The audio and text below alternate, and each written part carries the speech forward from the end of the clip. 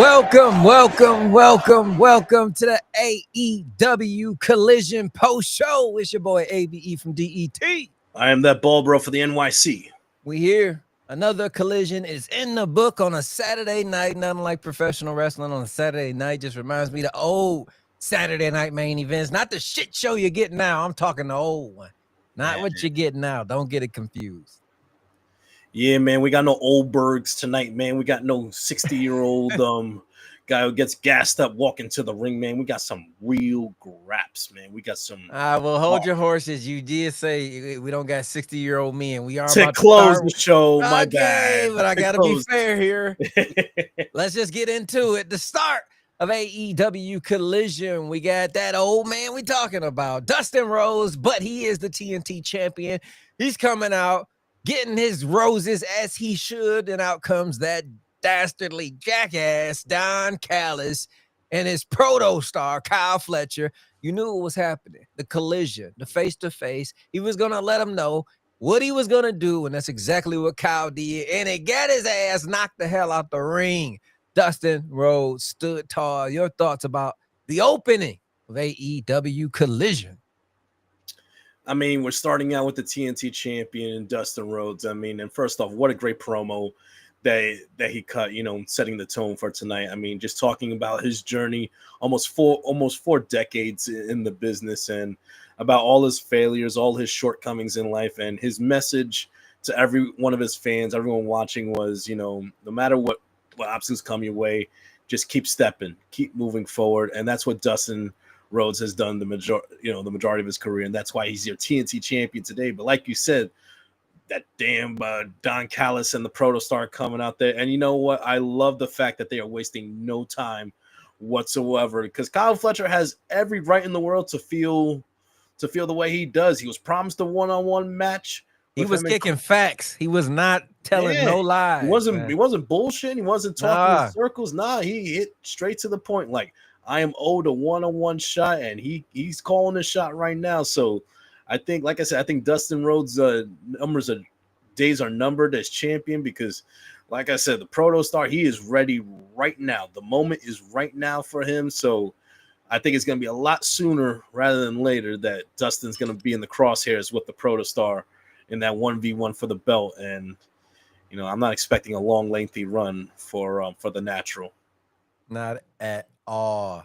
Next up, though, King Ricochet versus AR Fox. Anytime I get Ricochet and AR Fox, sign me up. This match, no different.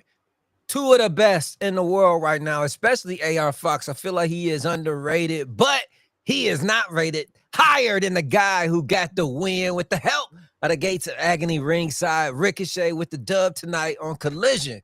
Your thoughts on this one? I mean, like you said, it's AR Fox versus Ricochet. We're going to be seated. We're going to enjoy what we're going to see on our television. And like I said, we've been talking about it for weeks, I think months now. We love AR Fox. I mean, he's highly underrated. He's a great talent in the ring. He always gives 110%. Listen, underrated is one thing, but underrated is not good enough to get the job done. Against our fellow Bald King. I mean, the light-skinned what is he calling now? The light-skinned something. He got a new trademark name on Twitter, but I love it, man. Listen, Ricochet's on a whole different level right now. He is firing on all cylinders right now, especially with the Gates of Agony in his corner. I think the sky's the limit for Ricochet. You know, gold will be in his immediate future the way that he's going around. Well, not just himself, but the Gates as well. Whether they're going after the tag belts, the trios belts, whatever they want to go for, they're gonna get, because I think this team is an unstoppable force that AEW is not ready for right now. Ricochet picking up the pin, 1, 2, 3. There is no stopping this king right here, man. He will get his crown in the very near future. Put some respect on that man's X handle. It is the Light Skin King Pin. Hashtag that, tweet it, send it around the goddamn world on a boat. Oof, man. Light-skinned Kingpin, that fits him like a glove, man. And listen, you know, obviously I live here in New York City. In a couple of weeks, I want to say August 1st, August 2nd, he will be at House of Glory taking on the amazing Red 1v1. I think I might have to make a special appearance to support my fellow bald king, my light skinned king. Might have to make a visit. We might have to have a little chat, afterwards. I mean, we got some. I think we have some business to attend to. So, light skinned kingpin, I might be there for House of Glory. If so, I need a few moments of your time. We got some business to conduct. Definitely. Next up, this was a damn hit that was conducted. The Death Riders showed up and attacked Cabana on commentary. They used the chain to choke him out, bust him up. Moxley pretty much did the same thing that got done to him. Goddamn shame, man. Your thoughts on this one, Bald Bro? Somebody should call the police right now. What is going on in that damn lawless town, that damn lawless city of Chicago? What the fuck did Colt Cabana do? Absolutely nothing. I mean, I was about to make like a comment on about how his commentary is going, and nope, they got him right the fuck out of it. Like you said, Marina Shafir coming out of nowhere with that damn chain, like giving him the business. Like you said, Mox did to him what Hangman did to him at All in Texas. And man, like if that was not a message sent to the Cowboy, to the new AEW World Champion, then I don't know what is. But man, it was a short night for Colt Cabana in front of his family, his friends, his hometown. Man, Colt can't take that line down, man. You better get your lick back somehow, somewhere. You got 2 more weeks there of the residency in Chicago, man. You better like get some stitches, get some tape, get some bandages, whatever. You better get your lick back against Moxley and the Death Riders, man. Come on, man. Boom, boom. You can't take that line down, man. Get your ass back up and get back in the fight. Definitely. Somebody else who I wanted to get back in the fight, Ty Mella. Before she went on her hiatus, not a hiatus, but she had a baby. She took a break, enjoying life, as all women should. But right before that, she was on a roll, man. What was that street fight she had where she was leaking? I mean, she was just on fire. I hope we can get that back soon. But tonight was not that night. She ran up against the Megasis herself, Megan Bang. Megan Bang gets the win here. Your thoughts on this one, Bang, Ty Mella? I think it was a great match. I think both ladies, they showed out tonight. But like you said, Ty Mella is back, and she has looked great since her return. I mean, let me tell you something. Like, Ty Mella is the real deal. Like, if you don't know, she is a blue belt in Brazilian Jiu-Jitsu. Like, she knows what she's doing in there with those holds, those submission moves and everything. But, man, does she hit hard. Like, I think she hit Megan Bang with like almost 20, 30 forearms in a row in that corner, like laying them in. That V-trigger knee she hit at the end, like, God damn. She, like, with some people, I think, throw punches and elbows, they'll like stop halfway. No, she's going right through you, making full contact. She is believable. She is a badass. She could do whatever she wants in the ring. But like you said, when you step in the ring with the Megasis, good enough is not good enough for the goddess that is Megan Bang. We are bowing at her damn feet every time she gets in the ring. But man, that running power bomb, 1, 2, 3. Another W for the Megasis. But like I said, it's good seeing Ty Mella back in the ring. It was just not today, not tonight. Wrong opponent, but she'll get hers eventually. She'll be back. Don't worry about it at all. Shout out City of Wrestling over there on Instagram. I didn't even notice Instagram was working. Shout out everybody over there, Mr. Nose Wrestling, mine. Snug Wrestling. Yeah, appreciate that. And everybody over on TikTok. I know I miss comments.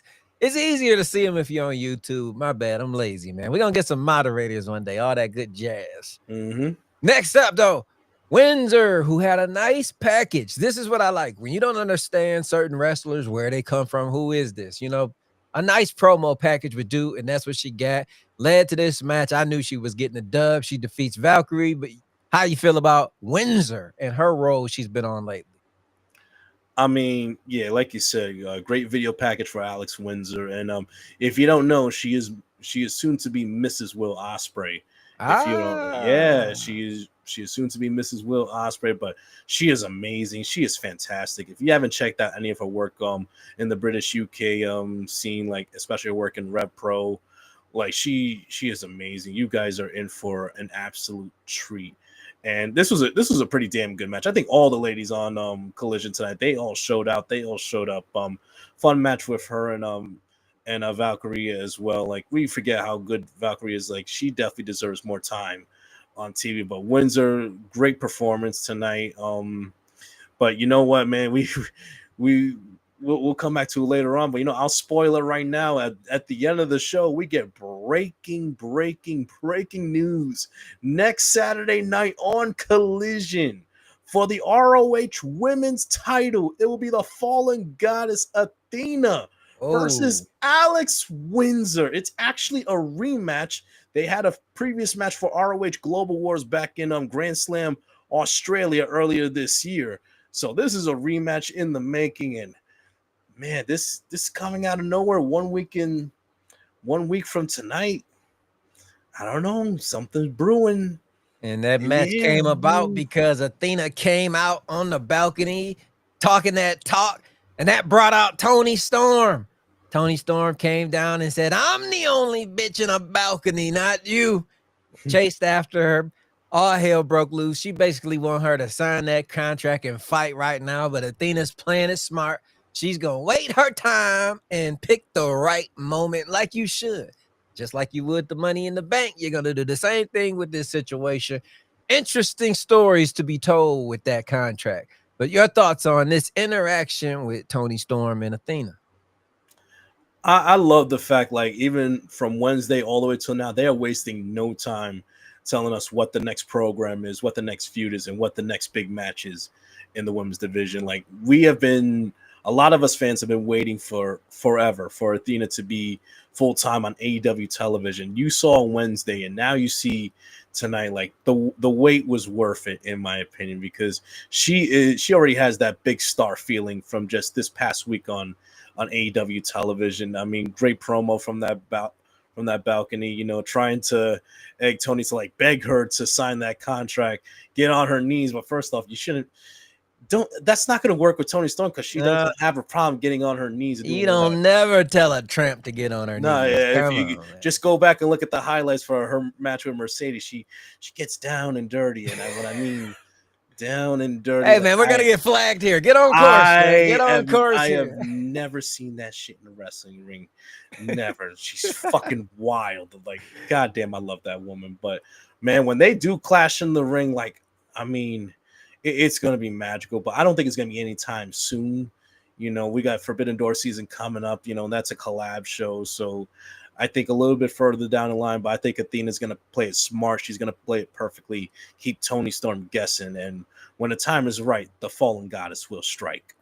Definitely will. Next up, 4-way 20K tag team title. Well, not a title. It's a money match. Yeah, man. Big Bill, Brian Keith crew, the Guns, and the Gates of Agony. And with the help of the light-skinned kingpin himself, Ricochet, ringside, the Gates of Agony get the well-deserved win. The dub. Guns look good. I think everybody in this match looked good. Everybody did the damn thing, did what they were supposed to do, but the most important thing they did was know their goddamn role, and the Gates of Agony get the goddamn win. I'm sorry. Just, hey, I'm a fan of them and the whole crew, Ricochet, Kingpin. But your thoughts on this 20K tag match? Well, first off, it ain't 20K. It's 200K. 200K. And first off, how many weeks in a row is Tony Khan going to throw out these 50,000, 100,000, 200,000? This man is playing with Monopoly money, essentially. And you know what? I wouldn't be surprised if the money prizes are legit. I wouldn't be surprised. I wouldn't be surprised either. They get back to the locker room and he's just cutting checks right there. I mean, I would not be surprised. But, man, yeah, like you said, every team, from crew, Keith and Bill, the Guns, and the Gates, everyone did their job. I think the tag team division is shaping out very nicely right now, with the second half of 2025 coming up. But unfortunately, in the match, Colton did appear to be hurt. His knee, he's clutching at his knee, had to be helped to the back. Hopefully nothing too serious. And I feel so bad for the Guns because it just feels like we've had a couple of instances where they looks like they're gaining momentum, where they're right there about to take the next step, and then unfortunately an injury or something pops up. But like I said, hopefully nothing too serious. But like you said, the help of our light-skinned kingpin comes out, helps the Gates of Agony pick up the 1, 2, 3, and now 200K goes to the Ricochet and the Gates. I mean, like I said, this trio, they could do whatever the hell they want in AEW. Right. Like I said, singles, gold, tag, trios, whatever the hell they want. I think that they're perfect for each other. I think man, it's going to be something great to watch on AEW television going forward. But this is step one right there. The cash is great, but I think gold is coming their way in the very near future. Definitely. And one person who doesn't see gold in his future because he can't get a goddamn win for nothing, the self-proclaimed best wrestler in the world, Max Caster. I mean, the chant, it's up, it's down every week. It depends on where you're at, but tonight, not so much. But O'Reilly came out and he answered the call and gets the dub, defeats Max Caster. I mean, he's attempting. It's working. You got to keep it going. We'll see where this ends, but your thoughts on Caster O'Reilly? I mean, I'll give it to Caster. Like, I think this was possibly his best attempt. Hold on 1 second, sir. 1 second, sir. Somebody says, is this the Ricochet fan club? Yeah, damn right it is. Absolutely, man. Yeah, damn right it is. Yes, sir. All day, every day, after Wednesday nights, after Saturday nights, you can join us here for the post-show lives. And yes, this is the official Ricochet fan club. The most aerodynamic fan club ever. No swim cap needed. We getting through the water over here, man. Yeah, absolutely. Next up. But you said O'Reilly, Caster. Let's get back on track. I think you can make an argument this was Caster's best attempt. Yeah, definitely. To win. I mean, he had his chance. But, I think he got almost halfway, 230. So it's progress. So, like I said, the crowd, I think tonight, the crowd was a little bit missed tonight, not 100% like the other crowds have been. But, it's, one day, like I said, one day he's going to pick up that dub and the crowd's going to go crazy. Believe it, man. Like I said, I didn't think it would get this over as he has, but, it's working, man. So just keep going along with it. But yeah, when he gets that first dub, he's going to act like he won the damn Super Bowl the way he's been losing for a while. Definitely. Next up, though, we get Roosh defeats Shibata. It looks like we're going to be getting a trios match. Roosh crew versus Shibata crew. How you feel about this match, Bald Bro? This match hurt just to watch. I mean, they got that sequence like for what 2-3 minutes where they are just chopping the souls out of each other. That's not the skin, not the blood, they're chopping each other's souls from each other's body. Like, I mean, Chael Sung, Mortal Kombat. Jesus Christ. I mean, I take one of those and I am on the ground in the fetal position. That's how hard that they hit him, man. I mean, these two left with their chest looking like it went through a damn butcher shop. That's what it looked like. But Roosh picking up the victory, with the distraction from Beast and Dralistico on the outside. And this is going to be a fun trios match, for the trios titles if we get, LFI versus the Ops. I mean, but it's kind of interesting though, when would this match take place? Because Joe was technically still out with injury, so we'll see what happens. I wonder, if they need someone to fill in. Does Hook come back to fill in like Hobbs did when Hook was injured? That'll be very interesting to see. Right. But listen, the trios division looking healthy. You got LFI, you got the Ops, you got Rico with the Gates, waiting in the wings. We'll see what happens there. So the trios division is going to be a lot of fun chaos in the next few months. Definitely. Shout out Chris Justice saying AEW John Mox. Yeah, that man needs some charges drawn up on him tonight. Him and his whole crew. Mm-hmm. Definitely.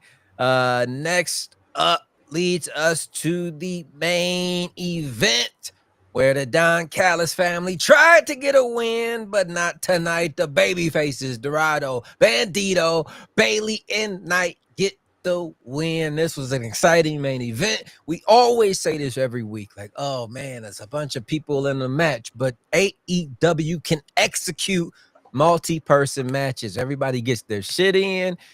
It's not clutterfuck. It's not a slow drag. It's the perfect pace. They've mastered the multi-team match or whatever you want to call it. But your thoughts on this main event? Yeah, I can't even lie. I think it was a few weeks ago. I was like, oh man, they keep doing these 8-man tag matches. But Yeah. you know what?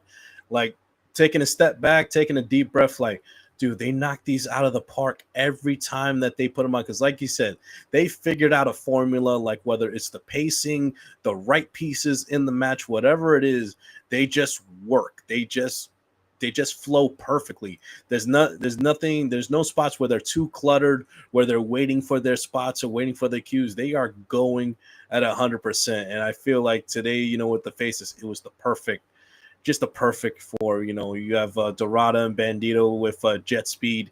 I feel like they were the perfect team. They work well off of each other and everything that they Hey, try. don't sleep on Hechicero though. Oh Please. no, absolutely not. Please. Well, Let's oh give him no. some love too. Oh yeah, he Hechicero. I mean, first off, it looks like he's next in the line to get a shot at the Ring of Honor heavyweight title against Bandito. So we'll see how that goes. I mean, he definitely showed out in this match, but the baby faces reign supreme tonight.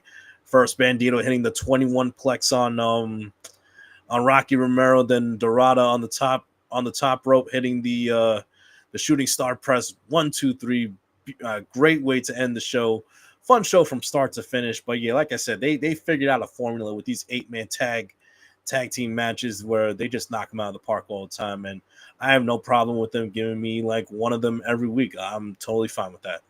Definitely. Good collision tonight on a scale of 1 to 10. What you giving it, Bald Bro?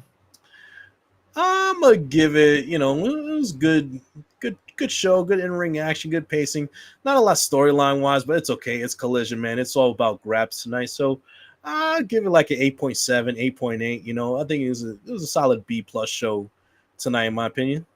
I'm gonna be a little more strict. I'm gonna give it about a 7.8. It's a C plus for me. It was I think we've been spoiled lately with just incredible professional wrestling left and Yeah. right, and I gotta tone it back. All right, this was good, but I could have took a little more storyline. For me, what put it over the top, I would have been with you like at a C plus, but what put it over the top for me was the Tony Storm and Athena stuff right there, because that's 2 shows back to back where they are setting up their next match, they're setting up their next feud, and next week we got to look forward to not just Athena defending her ROH title against Alex Windsor, but on Wednesday we're getting Tony Storm versus Billy Starks.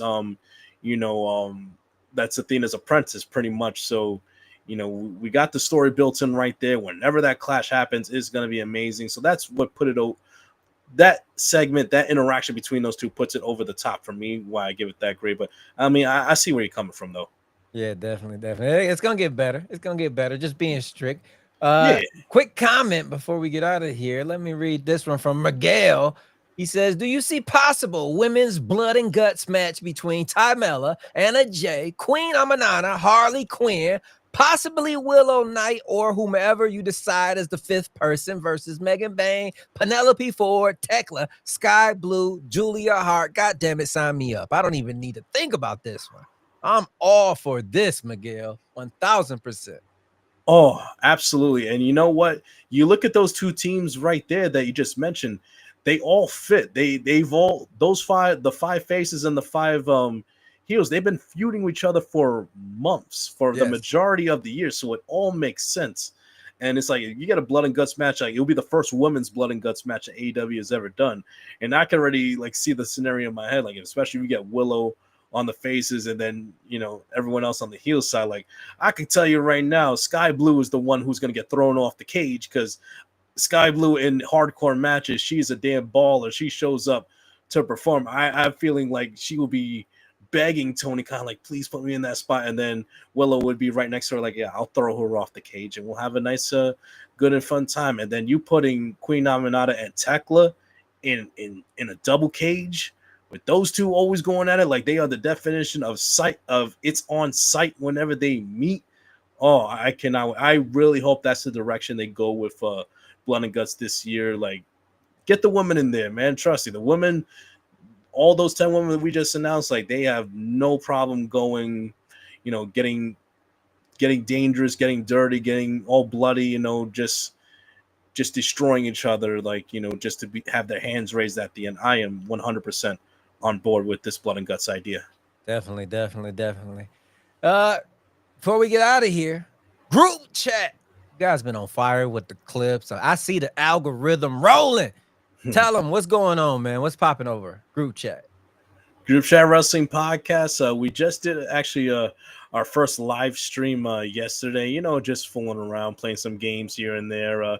Talked a little wrestling. So maybe we'll do another live stream in the near future. But yeah, man, Group Chat Wrestling Podcast. Find us on YouTube, Spotify, Apple Podcasts, and all your podcast platforms. Yeah, man. Like I said, we're rocking and rolling, and I have to check the date for upcoming, but we're gonna be doing a review show for the next TNT wrestling promotion live stream for their next event. So keep an eye out for that. And yeah, just follow us on Twitter as well, GW Podcast UK, for all podcast updates, and follow us on TikTok and Instagram, GW Podcast UK. We update about 3 to 5 clips a week for every episode. We thank you for your continued support, and yeah, can't wait to show you what we got going on in the future. Definitely, definitely. Group chat is like a family, and anything we do, they do. And tomorrow, make sure you guys just tune in. We don't have a special guest episode, but we're going to be launching some breaking news with some major upgrades here at the Holy Shhh Podcast. And Bald Bro will be there as well. So tune in to that. And yeah, tomorrow, special announcement, Holy Shhh Podcast. But till then, next time you guys will see us will be next Wednesday, AEW Dynamite. It's been your boy ABE from DET. I'm that Bald Bro for the NYC.